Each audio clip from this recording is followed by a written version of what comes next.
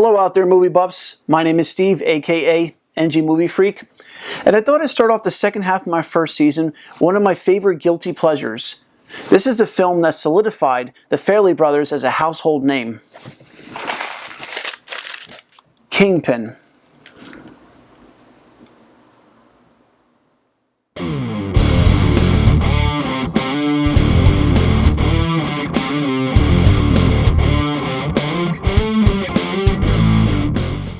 Kingpin is a 1996 comedy film directed by Peter and Bobby Farrelly.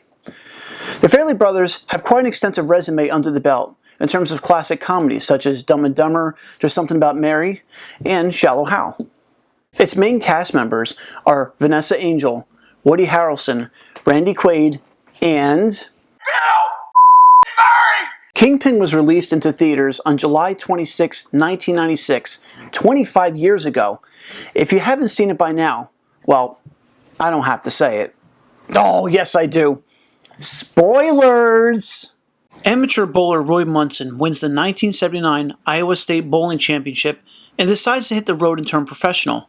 In his professional bowling tour debut, he defeats pro Ernie McCracken, who takes the loss poorly and conjures up a plan to get revenge. McCracken convinces Roy to join him in hustling a group of local bowlers. After realizing they were cheated, McCracken flees while Roy is brutally beaten and loses his hand when it is forced into the ball return. 17 years later, Roy uses a prosthetic hand and is living in Scranton, Pennsylvania as an alcoholic bowling supply salesman. One day, on a sales visit to a nearby bowling alley, Roy meets an Amish man named Ishmael Borg, who is a natural-born ringer and tries to convince him to go pro. Ishmael declines, explaining that since he is from an Amish community, bowling was a secret hobby him and his grandfather shared. Roy soon learns that Ishmael's family farm is about to go under due to being behind on their mortgage payments. Roy also realizes that if he doesn't pony up money soon to his landlord, he'll be evicted out of his own apartment. So he convinces Ishmael's family to let him go with him on a so-called mission trip to win big in Reno, Nevada. Roy discovers that Ishmael is not aware of some of bowling's basic rules and skills. However, after some coaching, Ishmael improves, and the duo began to earn money by winning local tournaments and hustling amateur bowlers. Ishmael meets a hot-headed wealthy bowler named Stanley and beats him on his own turf. Stanley does not take this lightly and chases the two out of his house. As the group flee his mansion, Stanley's girlfriend Claudia, who has been a victim of his hands, joins them. Roy suspects Claudia has ulterior motives and is distracting Ishmael. They both get into a fight and Ishmael leaves. While driving across states to try and find him, Roy and Claudia end up back in Roy's childhood hometown, which has been taken back by the elements. They eventually call a truce, find Ishmael, and continue on to Reno. In Reno, the group run into McCracken, who insults Roy and angers Ishmael, who attempts to punch McCracken but instead hits a wall and breaks his hand. Later, Stanley catches up with Claudia and they both disappear. Ishmael convinces Roy that they still have a chance to win the $1 million, if Roy bowls. Roy enters the tournament, rediscovers his touch, and eventually ends up in the finals against McCracken. During the final match, Ishmael's brother arrives and takes Ishmael back to Pennsylvania. After Roy rolls a strike, he looks back to see that Ishmael is no longer in the audience. He gets worried, loses his confidence, and McCracken wins the tournament. Roy is back at his Pennsylvania apartment when in walks Claudia, who explains that she disappeared with Stanley in Reno to keep him from hurting Roy and Ishmael. Roy responds that he made $500,000 in an endorsement deal in conjunction with his prosthetic rubber hand. Roy and Claudia then visit Ishmael's home and pay off his family's debt with his endorsement check. Kingpin is a film that deals with two cultures colliding together. When I was in college, I wrote a paper on the differences between the Amish community and the blue-collar workforce. Number 1, the differences. Ishmael, for instance, is naive and uncultured for when it comes to what lies outside of Lancaster, Pennsylvania. I mean, I can figure some things out for myself.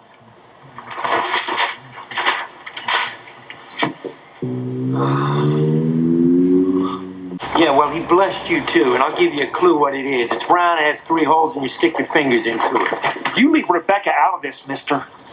I'm talking about bowling, your future. Roy is also unfamiliar with what goes on within the Amish community in Lancaster, Pennsylvania. Yeah, I hope you don't mind. I got up a little early, so I took the liberty of milking your cow for you. Yeah, it took a little while to get her warmed up. She sure is a stubborn one. Whew. We don't have a cow. We have a bull. I don't know how a barn racing's done in Ohio, but here in Pennsylvania, no one runs for the dinner bell in the middle of lifting a 2,000-pound wall. Number 2, similarities. They both come from hardworking families, and they both want to win the bowling tournament. Are you all right, sir? Yeah, I'm fine. Just make sure you win. We can't lose. It's the centurion's faith that wins him divine favor. This common goal, teaching us that not one culture is superior to another, and learning from one another, is, in my opinion, what makes this film work. That, and the fact that everything Bill Murray touches turns to gold. Didn't I tell you to call me Ernie? Or Big Ern? And now for some behind-the-scenes facts. Number 1. Ernie McCracken's iconic Rose Ball was purchased at a Pittsburgh Pro bowling shop. The filmmakers actually found it while they were on the road shooting. No enhancements or embellishments were made during filming. Number 2. Not only did Woody Harrelson and Bill Murray star side by side in this film, but 13 years later, they also were co-stars in Zombieland. And let's not forget, 1990's Quick Change also had Randy Quaid and Bill Murray together. Number 3. During the very last scene at the tournament, you hear somebody off camera shout, "That a boy, Luther!" The filmmakers, the Farrelly brothers, were big fans of Don Knotts. And Don Knotts in the movie The Ghost of Mr. Chicken, every time he would speak in public, someone off camera would shout the same thing. That a boy, Luther!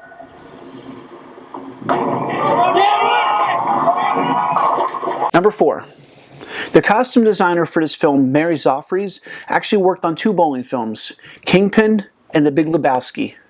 Number 5. Woody Harrelson actually shaved half his head to achieve the comb-over effect.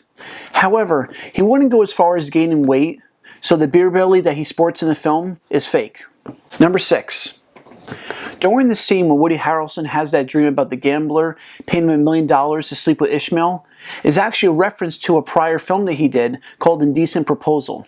Number 7. Lynn Shay, who portrayed the landlord, actually showed up for her audition for the film looking like a homeless woman. However, the casting directors liked her wardrobe so much that they allowed her to wear it during the film. Lynn Shay was actually in 2 other Farrelly Brothers films, Dumb and Dumber as the dog owner, and There's Something About Mary as the over-tanned roommate Magda. Number 8. Nearly all of Bill Murray's lines were improvised. He would speak with the directors about what they want to achieve in each scene, and then he would improvise when he saw an opportunity. Hey, do you mind? I wasn't talking when you were bowling. Was I talking out loud? Was I? Sorry. Number 9. In real life, Woody Harrelson is a horrible bowler. I mean, horrible. They brought bowling coaches on the set just to make sure he threw the ball down the lane correctly.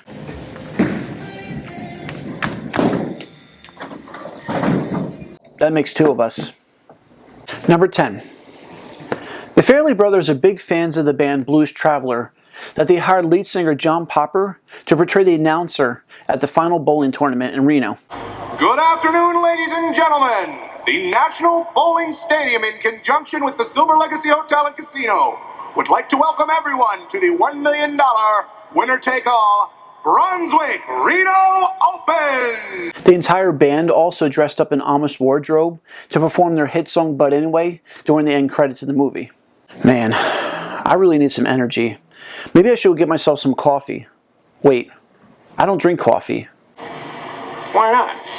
Because it's a stimulant. What the hell do you think cigarettes are? They are.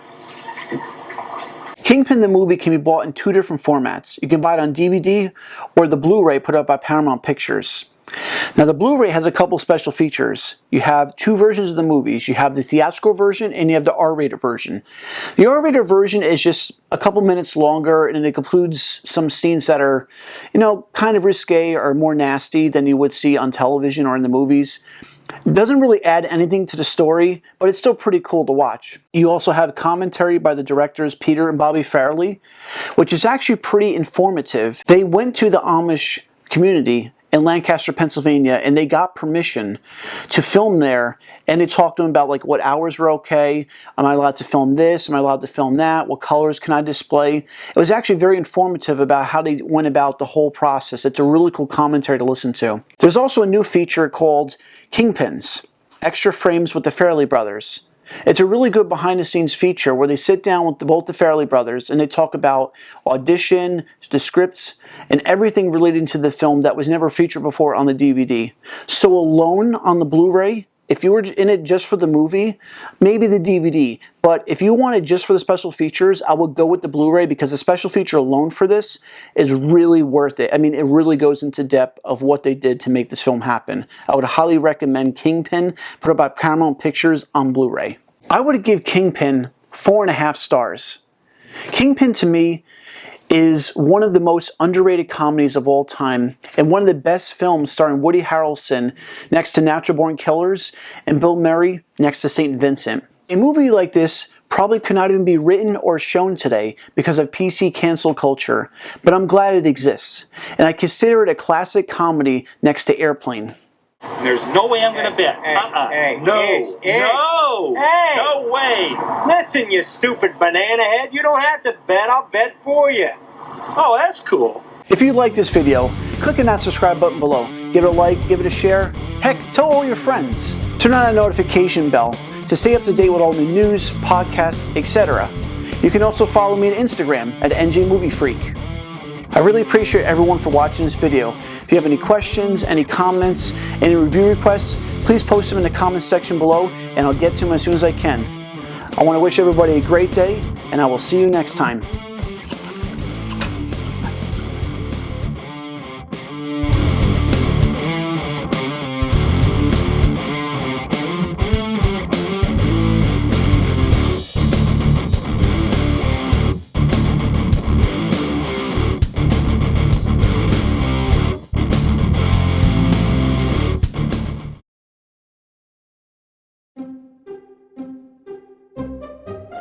Hello movie buffs, my name is Steve aka NJMovieFreak, and I thought I'd start off the second half of my first season, one of my favorite guilty pleasures that solidified the Farrelly brothers' name.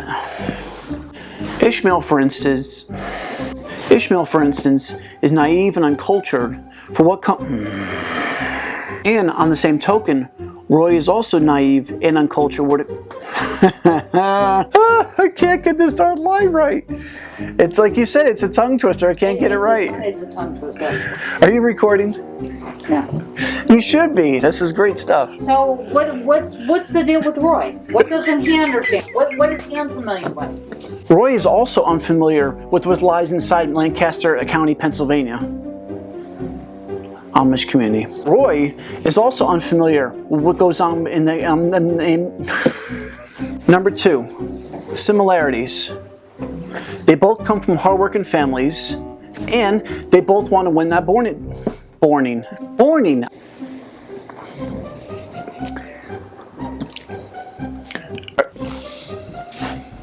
Artie McCracken's iconic Rose Ball was found in a Pittsburgh. Artie McCracken's iconic Rose Ball was found in Lynn Shay has also appeared in Dumb and Dumber as a dog owner, as well as in There's Something About Mary, as Mary's roommate. Number 8. Nearly all of Bill Murray's lines were improvised. Before each take, the directors would discuss what the... Nearly all of Bill Murray's lines in the movie were improvised. The directors would speak to him before each scene, and then change... Nearly all of Bill Murray's lines in the movie were improvised. He would talk with the directors before each scene. Why do I keep this up? In addition to this film, Lynn Shay has also portrayed 2 other characters in the... Number 6. Let's do it again. Not only is Lynn Shay known for playing comedic roles in this... In addition to this role, Lynn Shay has also portrayed 2 other characters in 2 other Farrelly Brothers films. She was the dog owner in Dumb and Dumber. Woody Harrelson in real life is a horrible bowler. I mean, horrible. They actually bought bowling.